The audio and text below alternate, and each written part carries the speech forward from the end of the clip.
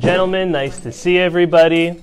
Please check your cell phones that they are on silent. Anyone who hasn't helped themselves to something to eat or drink, please do. This week we are studying Parashat Vayigash. Vayigash, just in case you weren't following with the Chumash, this is the second to last week, second to last Torah portion in the book of Genesis. So it seems like Rosh Hashanah was just a couple weeks ago. Well, it was, and it seems like we were speaking about the creation of the world and Adam and Abraham, Isaac, Jacob. Well, now our main character is already Joseph. We're going to just give a quick recap of the end of last week's Torah portion and segue into this week's Torah portion to understand the great depth and lifelong lessons the Zera Shimshon is going to share with us this evening. That's how we're going to start off. And then we have a special treat of understanding New Year's, January 1st being the New Year's of the new English calendar. We'll delve into that in a similar style that we delved in to Christmas last week. Some people may love me for it, some people may hate me for it, but I'm just here to provide information. You can choose and do whatever you want with it. Okay. Last week we read about how Joseph literally went from rags to riches. Literally, from being sold as a slave, climbing up the ladder, getting put into jail, not only for 10 years, but for a total of 12 years he was in jail. He comes out of jail, and in a what would seem to any onlooker in a miraculous way, he gets now elected to become the viceroy. That's the number 2 man in the most powerful and popular empire in human civilization at that time. This is, just so we have a realm, this is around 3,500 years ago. This is a good while ago. Joseph is the viceroy, and his plan and his prophecy, or at least his interpretation to Paro's prophecy, is seen to be true. There was 7 years of plenty, and they were saving. They were saving from all of the good food and all the grain. By the way, that's where the concept of taxes was introduced. Right? Most Jews, or most human beings, no one likes taxes, right? Do you know who instituted taxes to the world that we live in? It was Joseph. It was a good Jew who introduced taxes 3,500 years ago. And the realm of the tax was as follows. This was the gist of it, that every time an Egyptian citizen produced any type of grain or any type of produce, any food, 20% of it was put back in a, you want to call it a federal silo, however you want to, Paro's silos and his storage houses, and that was the 20% which was going to be set for the years of famine. So 7 years go by, great plenty, great wealth. There was an abundance more than regular, and that's how come 20% was a good enough amount to save for the rainy years, the bad years, the harder years, the famine years.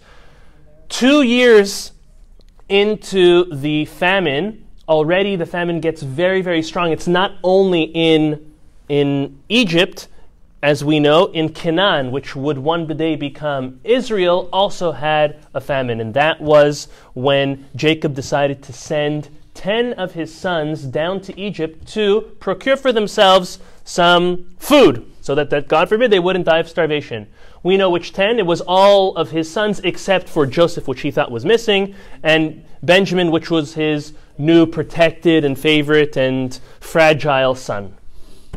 Sends the 10 sons down, and they come into the land of Egypt. When they come in the land of Egypt, on purpose, their father said, don't come in all from one gate. It's very overwhelming to see 10 tall, broad, strong-looking, handsome men coming from a dressed up in a non-Egyptian garb is something very intimidating. So they each came in from different locations, different entrances to the land of Egypt. They had in their own mind, well, they were still unsettled from the fact that their brother was sold as a slave. Where do all slaves end up back in that time?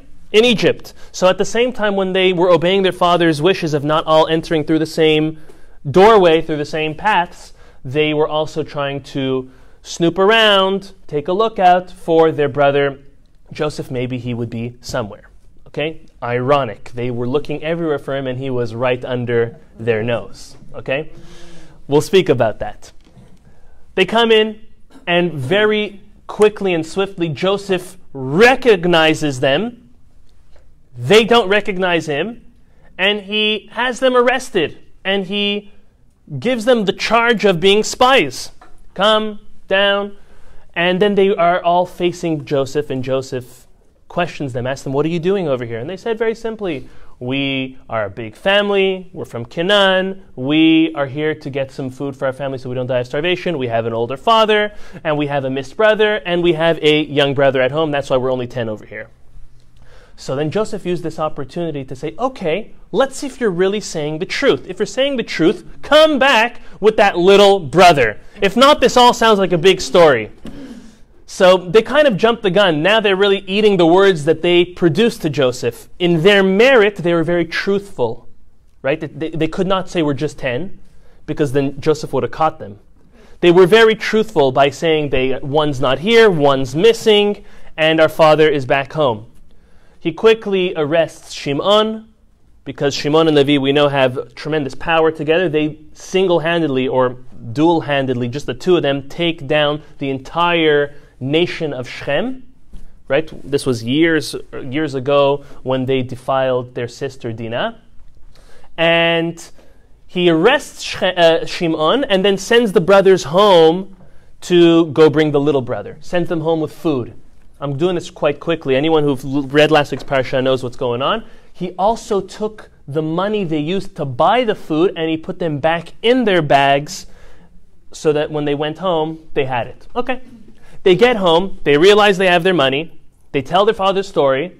Jacob is furious. Why would you even mention about Benjamin? Why would you mention about this baby child? And they didn't have anything to say. They said, Abba, the guy was very tough with us. It looked like he was reading us almost. Again, they had no idea it was Joseph. Jacob says, I'm not sending Benjamin. My wife passed. Joseph is gone. Now you want to take also my son? You want to take my last remnants, Benjamin? Okay. Some time passes and all the food that they brought back is already finished. What are they going to do? The brothers come back to their father and say, Abba, we got to go. Okay, go get food. We need to take Benjamin with us. So Jacob agrees. Jacob agrees because Judah takes an oath and says, Abba, on my life, I promise that I will bring back not only Benjamin, but Shimon, who is incarcerated in Egypt. I will make sure that he comes home as well. But don't worry, our first priority, even if I need to enlist myself as a slave to Paro, I will make sure that Benjamin comes home to you. And this, for some reason, gave some confidence to Jacob, and Jacob said, okay, go. But go and make sure to take some of the delicacies of Israel. So some of the delicacies of Israel, some nuts and some other interesting fruits were sent as a gift by Jacob with his sons back. He said, bring back the money he gave you, bring more money, and bring even more than that. Maybe the price of food went up in the interim. Okay. Now, they get back. Everything seems great. Joseph is acting super nice to them. However, as soon as Joseph frees them all, sees and emotionally sees his brother, his full-out brother, his only full-out brother was Benjamin. As we know, he escapes, he cries, he puts himself back together. He comes back and he sees all of the brothers and he says, okay, you're free to go. He sends them off and he takes his goblet and he puts his goblet in Benjamin specifically's bag of food. On their way out to exiting the city, he sends a messenger. They go, they bring them all back, and he says, someone took my famous special goblet. Only whoever took it is going to now be my slave for eternity. So right away, and that's the beginning of this week's Torah portion, Judah gets up and he says, let it be me. No matter who is found to be the culprit of taking this goblet, let me be the person who becomes slave. And it was found in none other than Benjamin's sack. By chance, the brothers are looking at it like, oh my gosh, God is really trying to teach us a lesson for what we did to Joseph. This is literally what the brothers were thinking to themselves. And Joseph was stern, like, I don't want anyone except for that boy, because that's the boy who took it. And the brothers knew that Benjamin couldn't have taken it. Like, come on. How old is he? Benjamin at this time, he was a couple years younger than Joseph. He has 10 children, mind you. Benjamin? Benjamin is married, he has 10 children. If Joseph is 39, so he's between 35, 6, 7, he's around then. No. He's not a baby, but he's younger than the rest. And meaning he's the baby of the family, right? We know some of those, right? They're 50 years old, but they're the youngest and they're the baby of the family. Okay. Benjamin is now faced with a dilemma, but really Judah's faced with the dilemma because he took responsibility. And Judah comes up literally like a lion, ready to pounce on Joseph, telling him, back off. If you're going to have a problem with this boy, you have a problem with me. At this point, Joseph's emotions are no longer able to be contained. And we're going to read, if anyone has a chumash, you're welcome to look. We're at the beginning of chapter 45. I want to read with you 3 verses, and this is one of the most powerful verses in our complete Torah portion this week. Chapter 45, we're going to read verses 1, 2, and 3 is that main one I want to pay attention to. Chapter 45, verse 1, it says, V'lo yachol Yosef lehitapek lechol hanitzavim alav. Joseph is no longer able to contain his emotions on everything that's taken place now. Vayikrav hotziu kol ish me'alai. He calls out, everyone leave the room. I want to be alone with these people. V'lo amad ish ito bidvaday Yosef elechav. And Joseph was alone in the room with his brothers when I'm using the word confess, because he's not really the one to confess, but he's confessing by revealing himself. Okay? Next verse. Vayitenet kolo bivchi.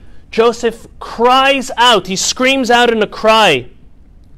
Vayishmu mitzrayim vayishma bet Paro. So emotional and so loud that all of Egypt heard him cry out, and even Paro and the house of Paro hears Joseph's cry. You would think they have soundproof concrete and whatnot. This penetrated through. Now listen to, again, the most important, the most heavy verse in this whole Torah portion in this week. It says as follows, Vayomer Yosef elechav, and Joseph tells his brothers, Ani Yosef, he says, I am Joseph, Ha'od avi chai, is my father still alive? Velo yachilu. Then the verse continues and says, and the Joseph's brothers were not able to, Velo yachanu echav la'anot oto ki nivalu mipanav, and the brothers were not able to even answer Joseph because they were awestruck. They were caught. Okay? The Zera Shimshon quotes a midrash. This is going to get very, very interesting. Okay? The midrash quotes a certain Talmudic scholar. His name was Abba Kohen Bardela. Not your common name, right? This Abba Kohen Bardela, the midrash recounts that every time he would read this verse, the verse we just said, again, 45:3.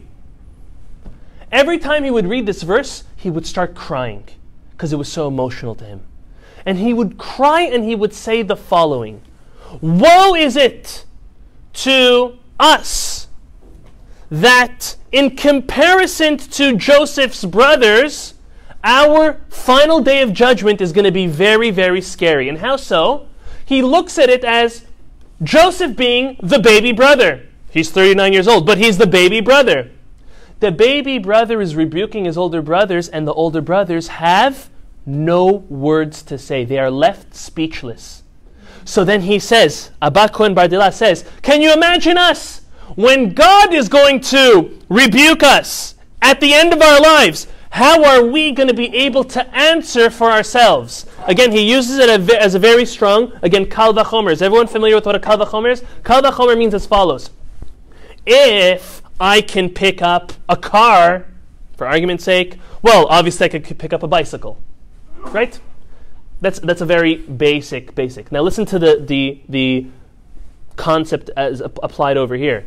He says, if the younger brother rebukes his older brothers and they're not able to respond, okay, so that's like from a level under going upwards. Can you imagine when God, who's above us, is going to rebuke us? All the more so we will have no words to answer for ourselves for any imperfection that we brought into our lives while being here.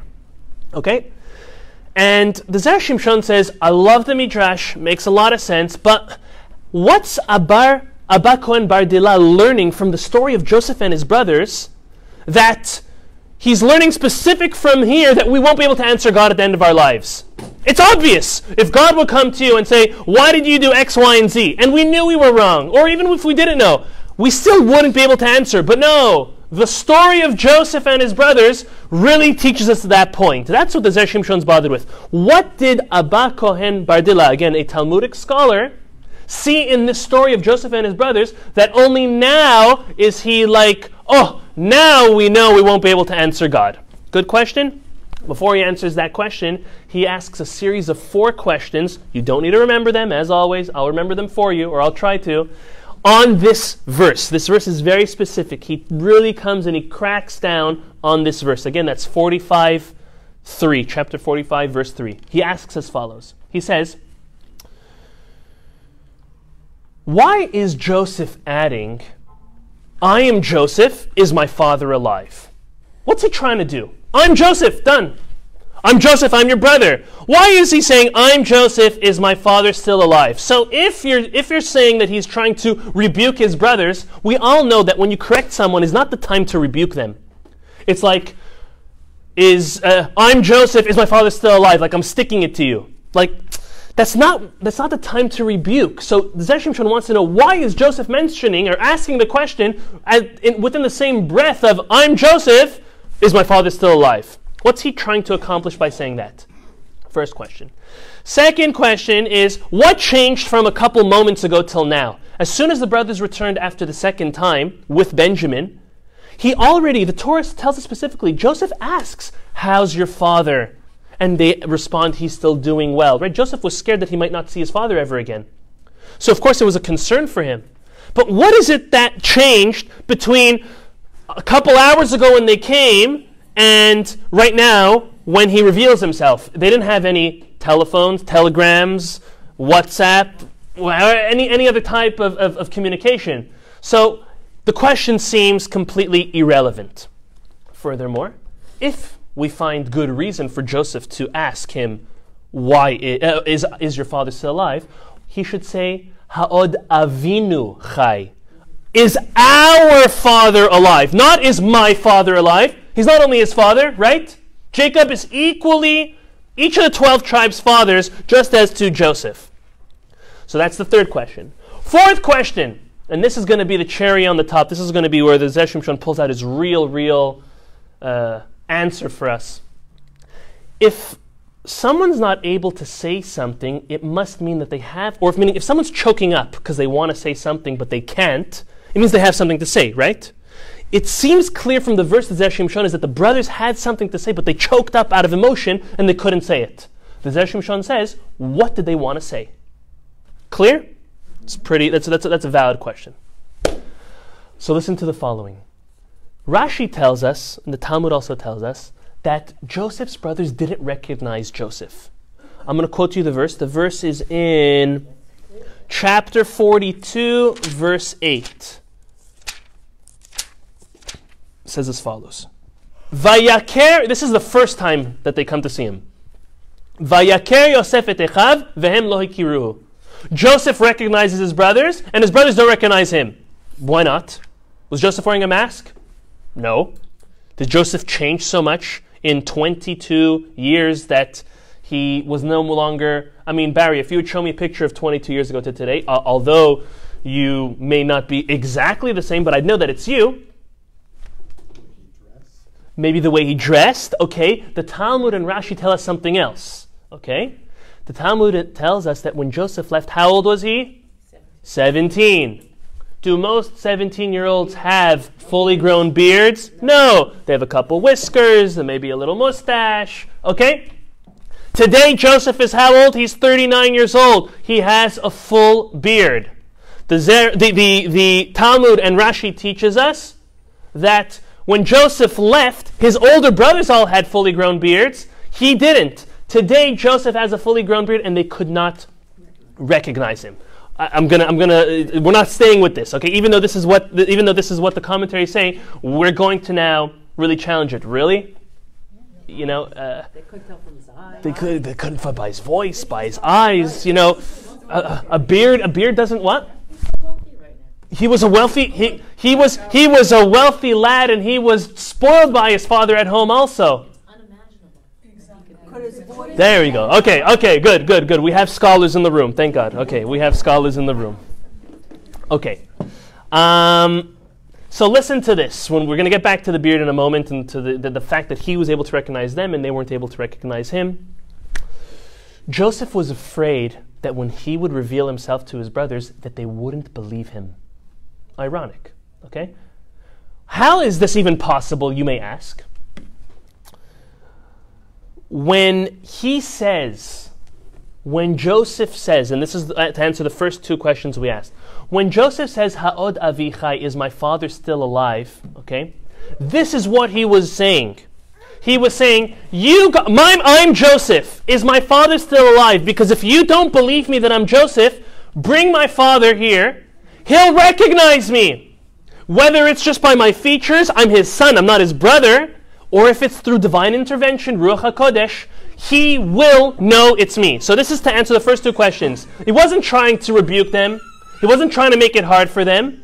He was trying to say, I'm Joseph. If you don't believe me, bring our father. Our father will answer us. But then wait. So why doesn't he say our father? Why did he say my father? Okay. We have a similar pattern with another patriarch and his son. We know that Abraham and Isaac were actually identical twins. They were born 100 years apart, mind you. But they looked identical, right? Abraham was 100 when Isaac was born. They looked identical. Remember, it was Abraham who requested from God to age, because he wanted people to know who's the father, who's the son. Right? We spoke about this before. It's all thanks to Abraham. We could all thank Abraham when we look in the mirror and we're starting to bald and we're starting to have gray and white hair and wrinkles and all of that. Okay? We could thank Abraham for that. But along with that comes, prestige, age, honor, respect. Okay, we're not speaking about that tonight. So they were twins. Mind you, Jacob and Joseph were also identical. Of course, one looked a little grayer or wrinklier than the other. However, there was 91 years difference of age, a little different than the previous two, but they still looked identical. So look at what the Zera Shimshon says. The Zera Shimshon says, he says, Ha'od avi chai, is my father still alive? What's wrong with you, brothers? I look exactly like Abba.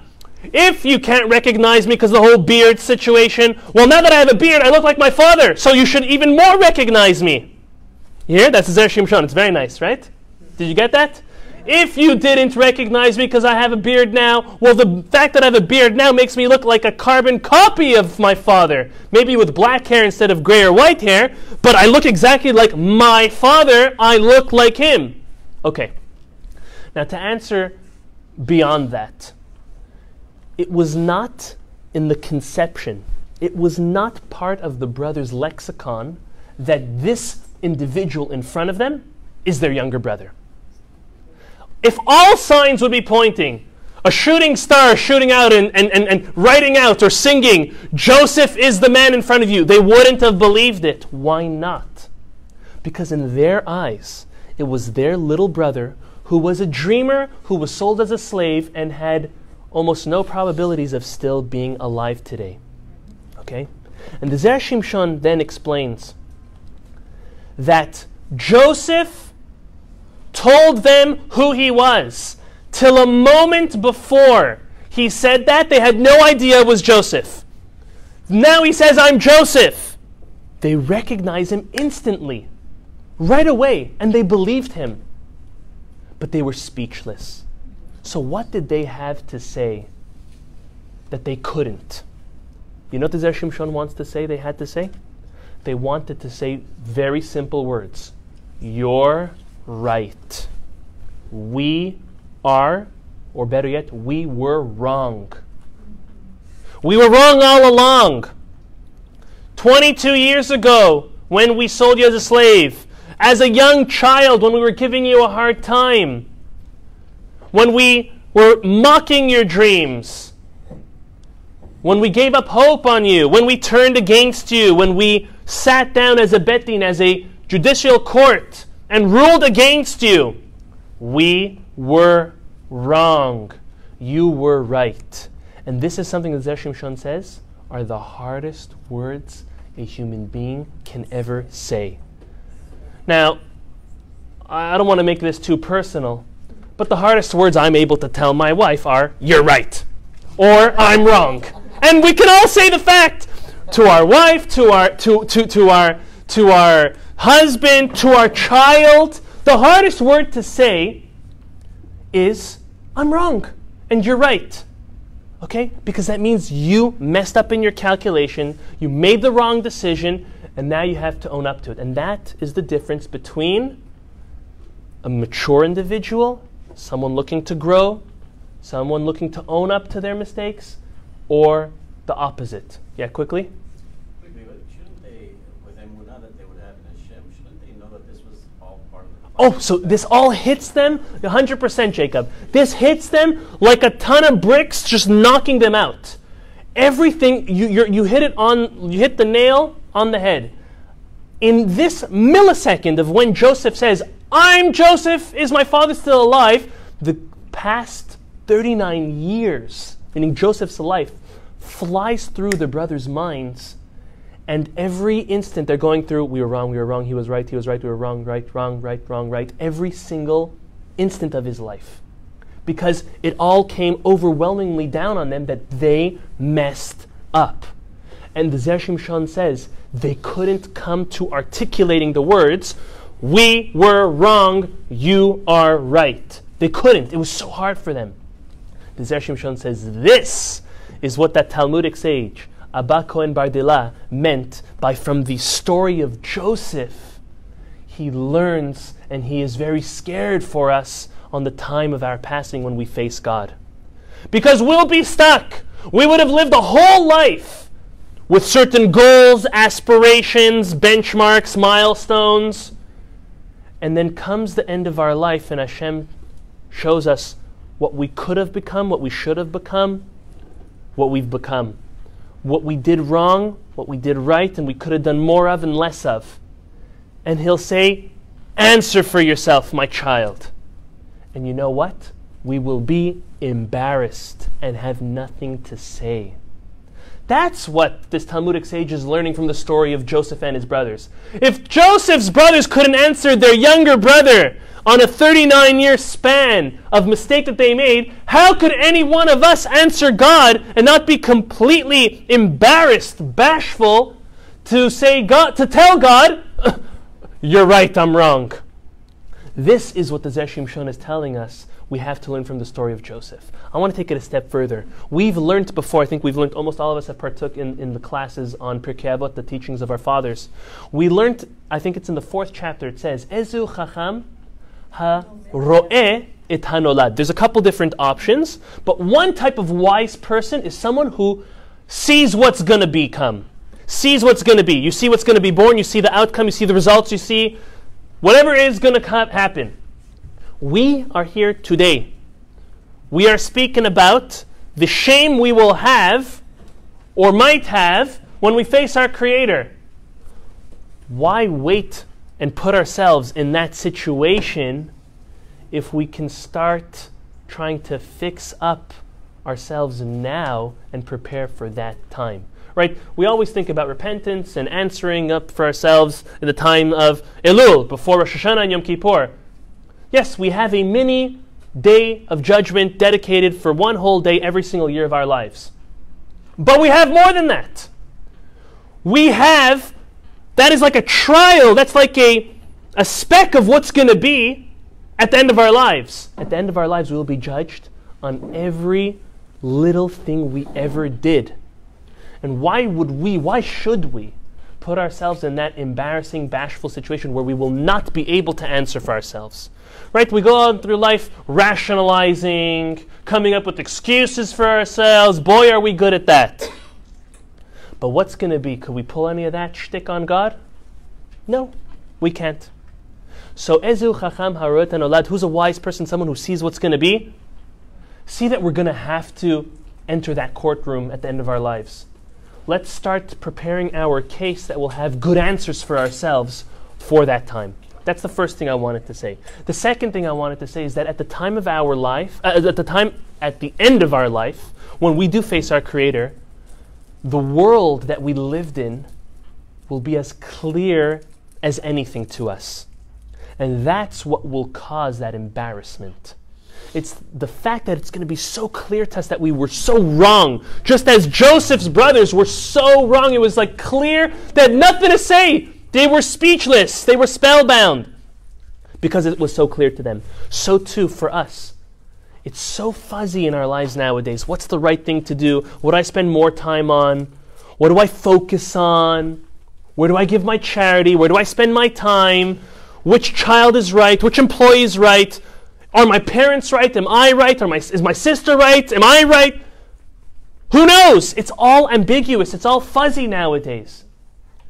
We just need to try our best, because then we could come to God and say, hey, we tried my best. I did it. I gave it my all. And God will know if you genuinely did or not. And then we'll have an answer, because it will be super clear. Clear as day, as they say, right? Only then. So no, go through life knowing that it is fuzzy. It is not very clear in the life that we live in the world that we live in today. But know that all God wants for us to do is put in our greatest effort towards making the best with whatever lot He gave us. Moving on to the second Dvar Torah for the Zera Shimshon this evening. So chapter 45, I'm in verse 4 now, right where we left off. And Joseph tells his brothers, come close. His brothers were very scared.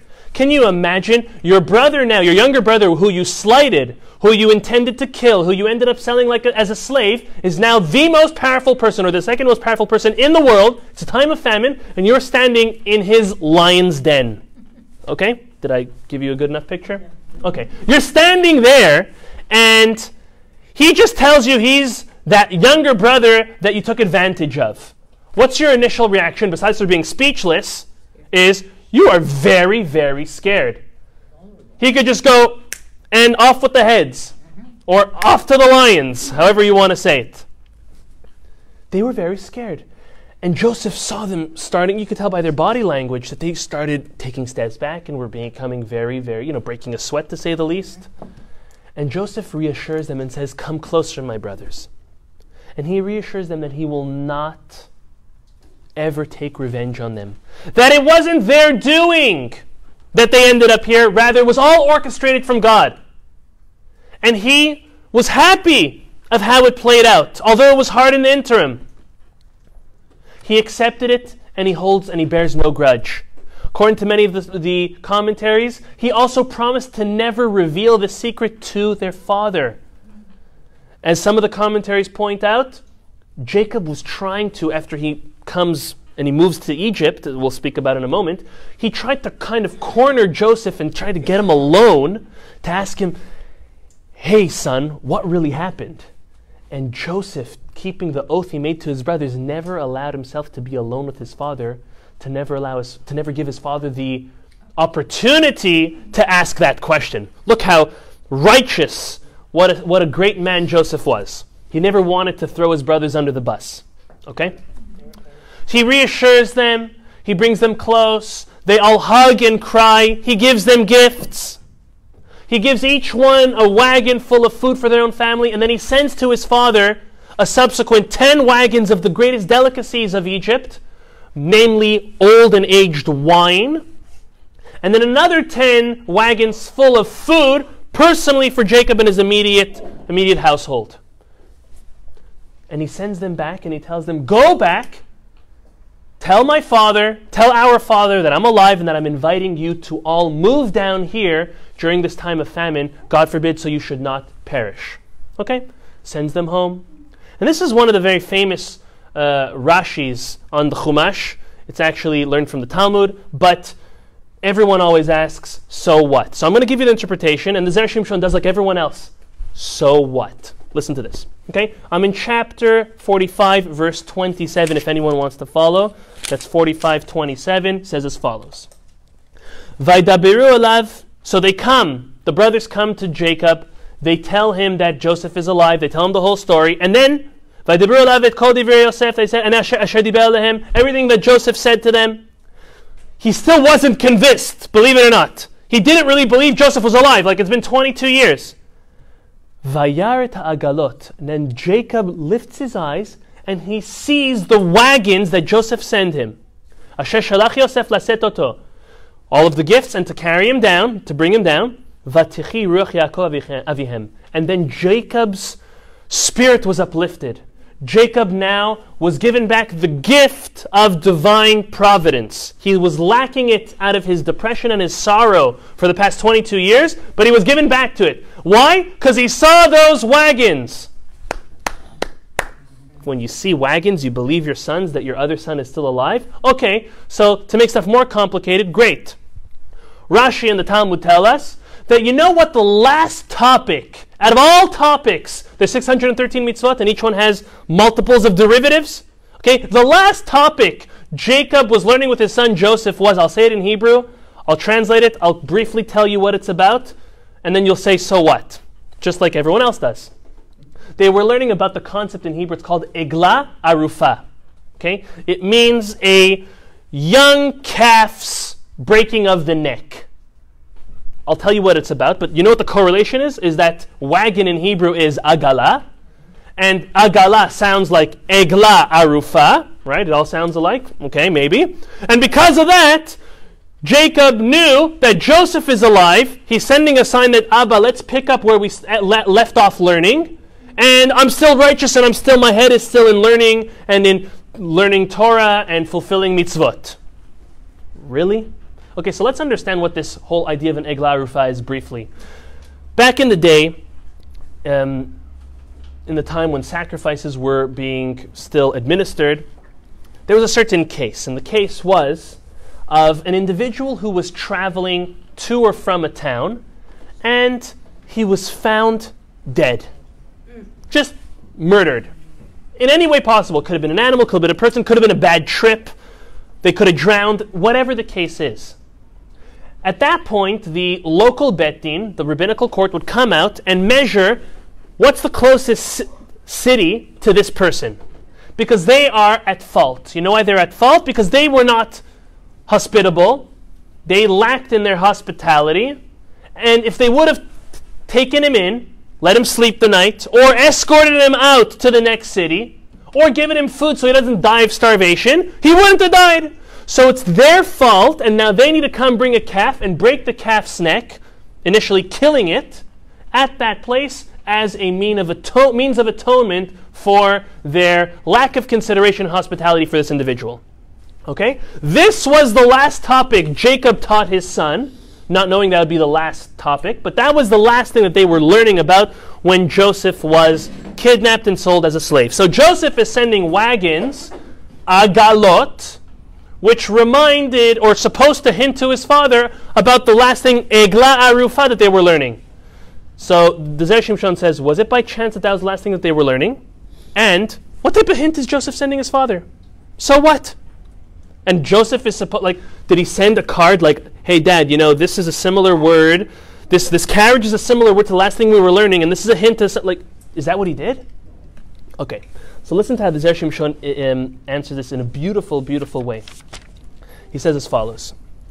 The Talmud tells us that there's a certain reason why this person passed away. We said it was a lack of hospitality, but the Talmud takes it a step further.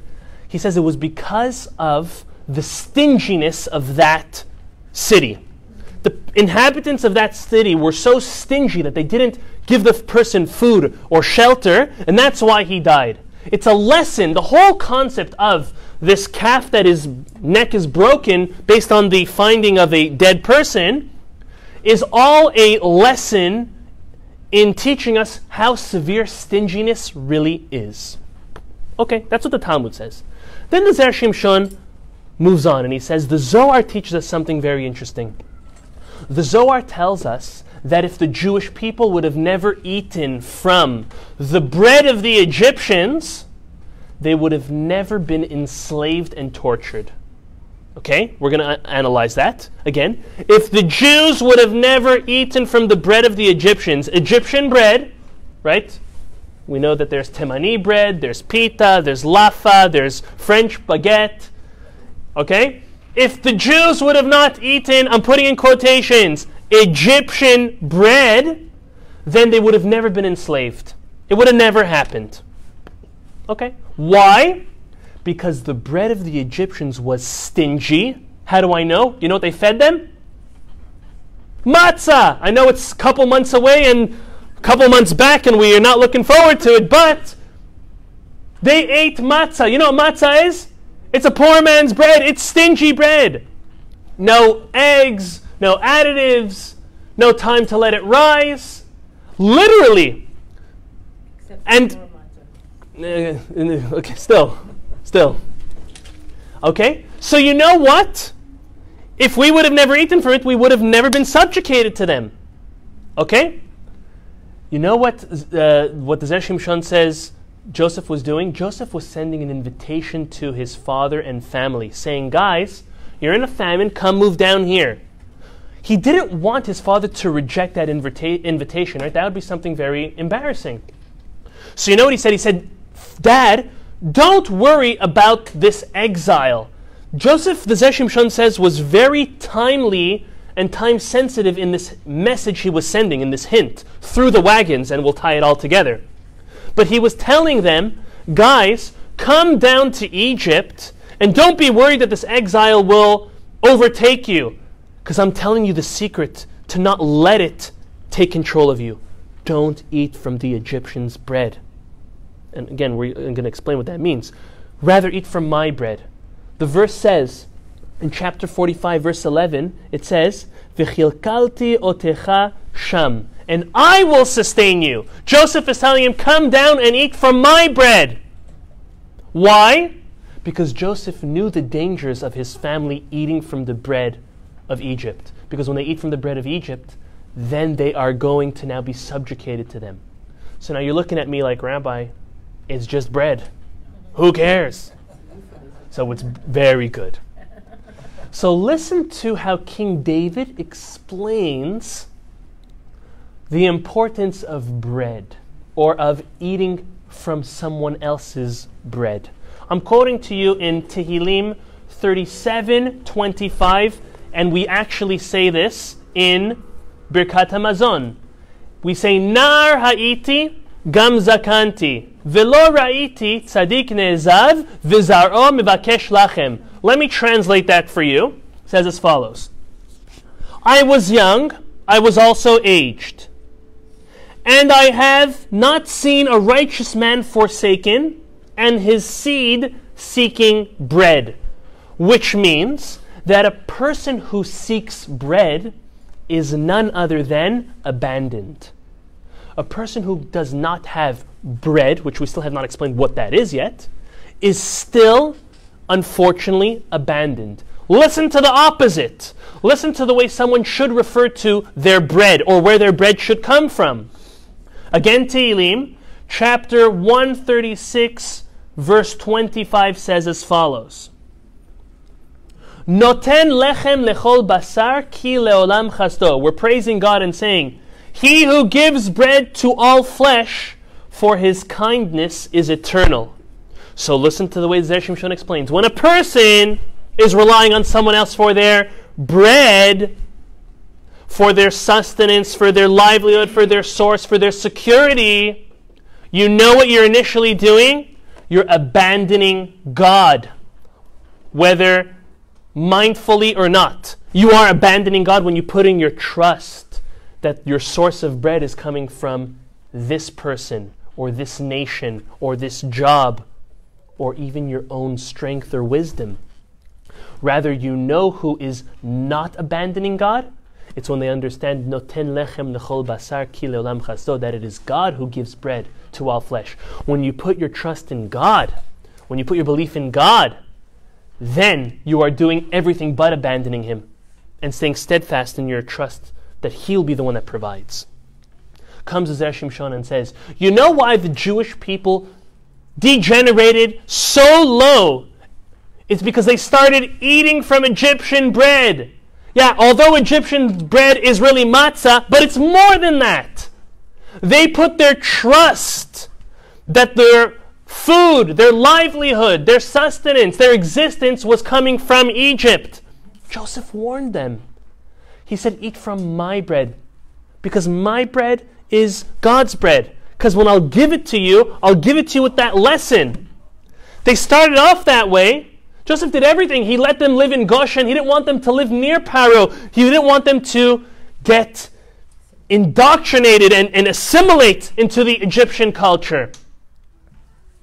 But they failed. As soon as Joseph's brothers and Joseph passed away, that whole generation passed over, then everyone started eating from the bread of their culture, of their entertainment, of their morals, of what was regular and normal for them. Joseph warned them. You know how he warned them? He hinted to them with the wagons. He said, you know what the last thing I learned with my father was? It was a lesson of stinginess. It was a lesson in that Eglah Rufab, which was a source of stinginess. Same thing, don't eat from the stingy bread of the Egyptians, because the stingy bread of the Egyptians now subjugates you to their law, to their rulership. Don't do that. To us, this is a tremendous lesson. The Zera Shimshon, by the way, finishes off in saying, you know why the Jews actually did emerge Egypt? Was when they realized and they put their trust and their faith back into God. That's what got them into their problems over there, and that's what got them out. As being 3,500 years after Joseph, 3,300 and change after the giving of the Torah, after the Exodus, we are to learn the same lessons. When we take and we remove our faith and trust in God and we put it in something else, what we're doing is abandoning God. That's a scary feeling. It's scary to be abandoned by God. The problem is we don't realize we're abandoning Him, but He does that to us because we're doing that to Him. So what we have to make sure is not allow our faith and our trust in God to dwindle, because by doing that we're actually bringing on tremendous ramifications of literal abandonment. And that's something very scary. Rather, we need to know that it's not our paycheck, it's not our boss, it's not our investment, it's not our portfolio manager, it's not our customers that is providing for us. We need to, as obviously, provide for ourselves. We need to try our hardest, put our effort into it. But the blessing comes from God. When we realize that, we're doing everything but abandoning God. We're bringing Him into our lives, bringing blessing into our lives. Isn't that what we all want? I see the heads nodding up and down. That's all we want, right? We want to work not so hard, make a lot, have healthy families, happy families, and do great, right? Isn't that perfect? Is that almost like the American dream? It's really what God wants from us. It's what He wants to do for us. As long as we focus on where it's coming from, it will come everywhere. Hashem will let it come from all places.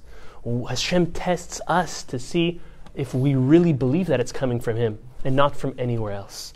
This is a tremendous lesson we learned that Joseph was trying to impart onto his brothers, onto his children, grandchildren, great-grandchildren, that they failed, and what led to the tremendous oppression and torture that the Egyptians administered to us. Again, all from the concept of stingy bread. It was that stingy fellow who didn't take in that person that passed away, that Eglah Urufa was then sacrificed, to the stingy bread of Egyptians. I'm going to also say one more thing on this because I can't hold myself back. One has to be careful who they take from or who they accept from, because you automatically now become owned, you could say owned, subservient, ruled over by that person. And therefore, The only way to avoid that is to make it very clear to yourself and even to that person that it's not them who is providing for you, it's God. You have the choice to be a conduit, you have a choice to be a messenger or not, but everything comes from God. By the way, you've in at least one time in your life entered a store, and the salesman, or the more likely the store owner, whether being Jewish or Christian or just a down-to-earth person, when they look you in the eye and they say, I don't care if you buy or not, my livelihood all comes from above, it strikes a chord. And you know what? You most of the time end up buying because they say that. But if the person is really genuine when they say that to you, it strikes a chord. Make sure in your life, you kind of have to take. You have to take either from your employer, from your spouse, from your customers, from your supporter, for whoever it is, you end up taking from them. But when you make it very clear that you truly believe that everything that comes your way is from God, then you're not allowing yourself to be subjugated to them and allow them to rule over you. That's what I wanted to leave you with on that point. Okay. We are short on time, so we're not going to say over the third Zera Shimshon piece right now. Maybe tomorrow, the next day, I'll do it online and I'll send it to all of you. I wanted to speak about a date in the year similar to last week's date. It's, I guess, God sent, Mina Shamayim, that our Wednesday night class happened to fall out not only on the 25th of December, but also on the 1st of January. And I guess also God ordained it to be that last night was the celebration, so this way anyone who hears what I'm about to say, if I would have said it yesterday and then you would have still went out to party, then maybe you would have thought twice about it. So I'm saying it now. You have 364 and a half days to decide what you're going to do next year.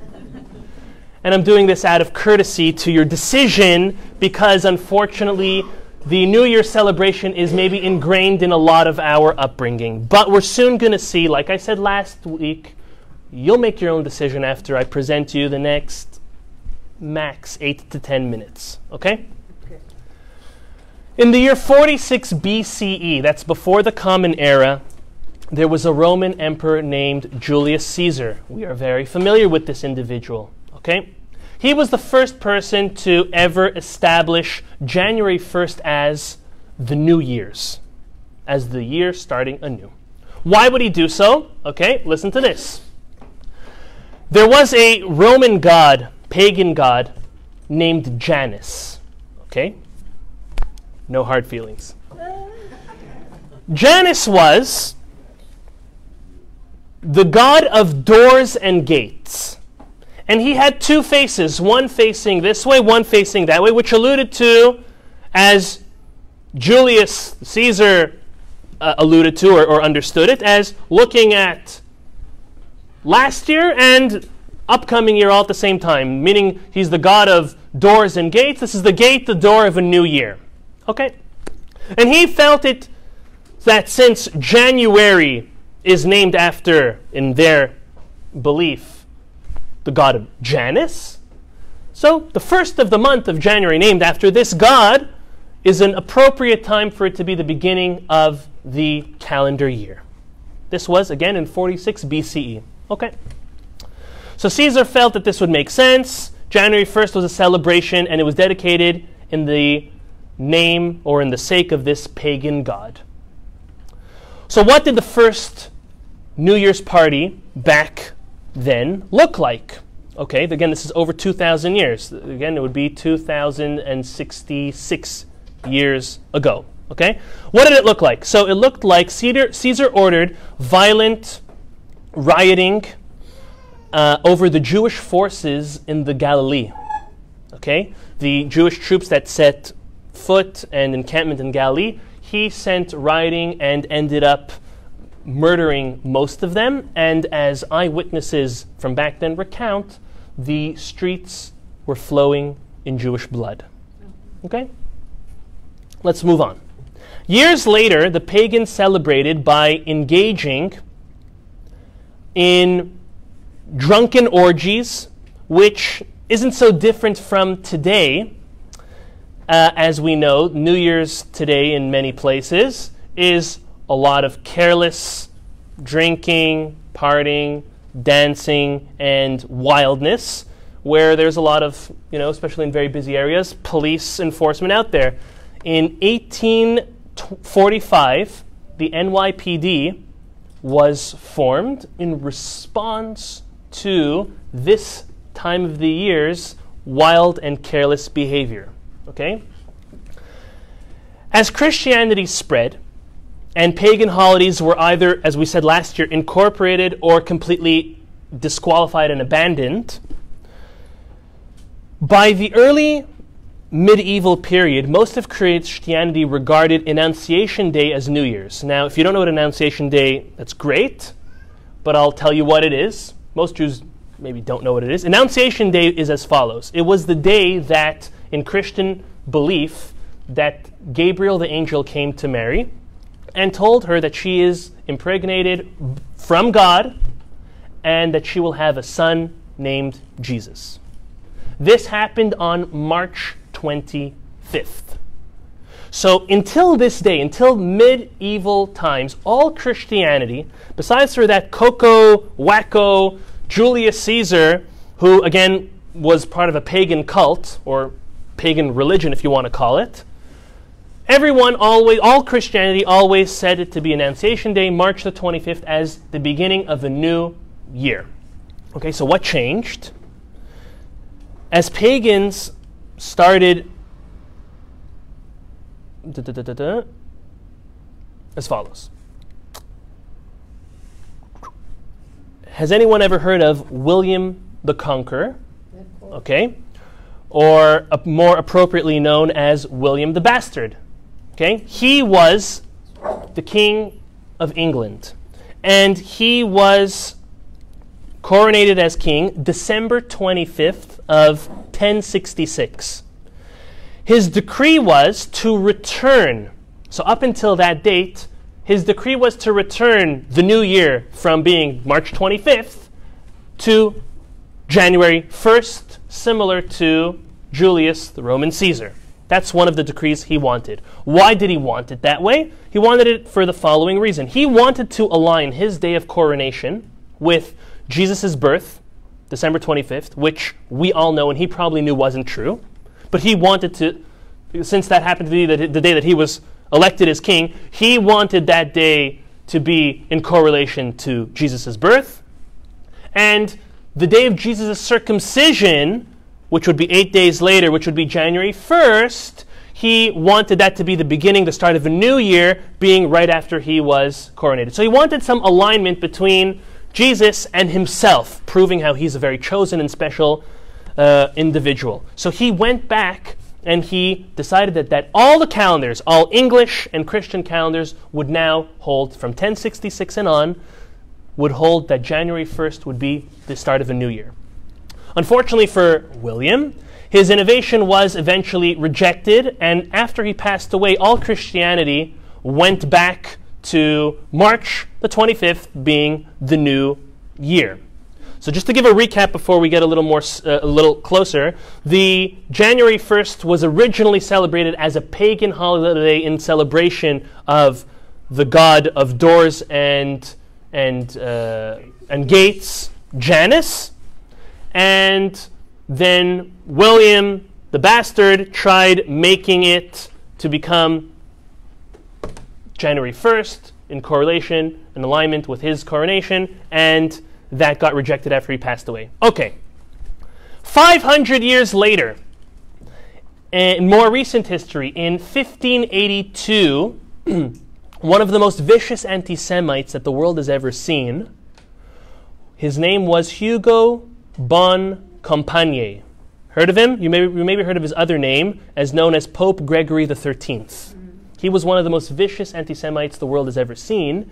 He abandoned the traditional Julian calendar, and he claimed that there were some miscalculations. As we know, you cannot go only with a solar year or with a lunar year, so that's why the Jewish calendar makes most sense. We have approximately 29 and a half days per month. That's the easiest way to do it. So how do you do it? So you have something 29, 30, 29, 30. You have a leap year every 3 or 4 years. That's the way we have our calendar. the Pope Gregory the 13th, he said, we got to do away with the Julian calendar, and we're going to now institute, famously known, the Gregorian calendar, which happens to be the calendar we still use today in America, or most parts of the world. Okay. He made 3 changes to the Julian calendar. The first 2 have nothing to do with us. It has to do with the calculation ramification. The third change does have some interest to us. And the third change was that he was officially proclaiming the start of a new year, January 1st. Okay? So now, if we want to get into the spirit of really celebrating New Year's, let's see how this great Pope Gregory the 13th celebrated his New Year's. Listen to a couple of facts, historical facts. Number 1, on New Year's Day in 1577, Pope Gregory the 13th decreed that all Roman Jews, by pain of death, must listen attentively to compulsory Catholic conversion sermons given in Roman Jewish synagogues after Friday night services. So imagine this. You're living in a small town, and after Friday night services, which may or may not have a kiddush, okay, very nice. Sermon, yes sermon, no sermon, everyone is in there. You are forced to a conversion ceremony delivered by a bishop to you, your spouse, and your children. And you had to be there. You weren't there, you were found elsewhere, you were killed. Okay, this is something that he instituted. Now, he was just getting warmed up because the following year he signed a tax law that all Jews in Rome were taxed for a special, let me quote it for you, it was called as follows, a house of conversion tax, which means he started getting the Jews to pay for the bishops who were coming in on their Friday nights, after their Friday night services, to pay them for their conversion sermon, their Catholic conversion sermon. So could you imagine having all your children, they're in Jewish day school all week long, you're spending tons of money on that, raising them in our heritage and our faith and our tradition, and Friday night they're trying to brainwash us, they're forcing us to brainwash ourselves to learn about Catholicism. And this is all done by Pope Gregory the 13th. In 1581, on New Year's Day again, Gregory orders his troops to confiscate all Jewish literature belonging to the Jewish communities, including Torah scrolls, copies of the Talmud, and all other Jewish literature. Some of the Jews weren't so enthusiastic about this decree, so they put up a fight, and anyone who put up a fight was murdered in a gruesome, horrible way. Thousands of Jews were killed on that day. And it became a pattern all the way throughout history and medieval times and in Europe and until quite recent, not to the world or the years that we live in, but until the previous century. January 1st, along with December 25th, as we said last week, were days which were dedicated to uprisings against Jews, pogroms, spilling blood of the Jews, confiscating their women, children, literature, Torah scrolls. Horrible, horrible, horrible days. And this was all on account of either a celebration for a pagan god or for who was the next individual? Or, who was that other one? Or, yeah, basically, or William the Bastard, or the King of England, or Pope Gregory the 13th, all which were tremendous anti-Semites. So, I may be coming out a little harsh, but when someone goes over to someone else and tells them, Happy New Year, or they have a l'chaim, a toast, isn't that quite ironic? You're having a l'chaim, a toast to life, on the same night or the same day that for centuries was dedicated to the opposite of life for our ancestors. And I'll give the same analogy as I said last week. I'll say it a little more precise. I think it's April 20th. April 20th was Hitler's birthday. And can you imagine, like I said last week, if in 100 years from now, people start forgetting exactly what happened in the Holocaust, and then there's a day called Hitler Day, and it's April 20th, and everybody is celebrating Hitler Day. Even your own Jewish great-grandchildren. And they're walking around with little dolls with these ridiculous mustaches and these cute little signs on them, which were swastikas, God forbid. Okay? What would you tell your great-great-grandchildren if they'd be toasting themselves to a Hitler Day celebration? We are doing absolutely no different by celebrating in any iota on New Year's. Now, this is really tough for us because just like it was tough for the Jews in Egypt to recognize God, well, we live in America, our parents, our grandparents, our great-grandparents, we all grew up staying up till midnight, till the ball hits the floor, until the lights go crazy, until the music comes, until the champagne is poured. But that's quite ridiculous. I actually make it a point to be sleeping by midnight last night every year. I'll do, at all costs, I will make sure I'm sleeping because there is absolutely nothing to be excited about. If anything, it should be a mourning period for the Jews. So this is something to think about. Maybe I'll try to just cut out this last 10 minutes of the clip and try to resend that to you next year on December 31st. Okay? But it's something we really need to remind ourselves. Not allow ourselves to assimilate. People don't know these facts. We're not, God forbid, anyone who wishes you Happy New Year or Good New Year or whatever it is, or Merry Christmas even, they probably did not hear the last 10 minutes of last week's class or the last 10 minutes of this class. So don't hold it against them. But I can guarantee you next time you want to either say Merry Christmas or Happy New Year, if you actually could bring yourself to saying those in a genuine way, you're gonna stop and say, whoa, Rabbi Laredo. At least my face is gonna come in your mind and say, Rabbi Laredo said not to do that, and he gave me good proof not to do that. But make your own decision, and just consider that analogy of April 20th on Hitler Day in 100 years from now, God forbid. May we be blessed. May we be healthy, happy, successful with our families. But make sure to keep our eye on the ball and focus on what matters, and don't let us get distracted from the world, the society, the culture, the entertainment that we live with. May the merit of the Zera Shimshon be with us. May we see us all, B'ezrat Hashem, next week, same time, same place, for the last Torah portion of Genesis. Questions? Shana Tova. Okay, any questions?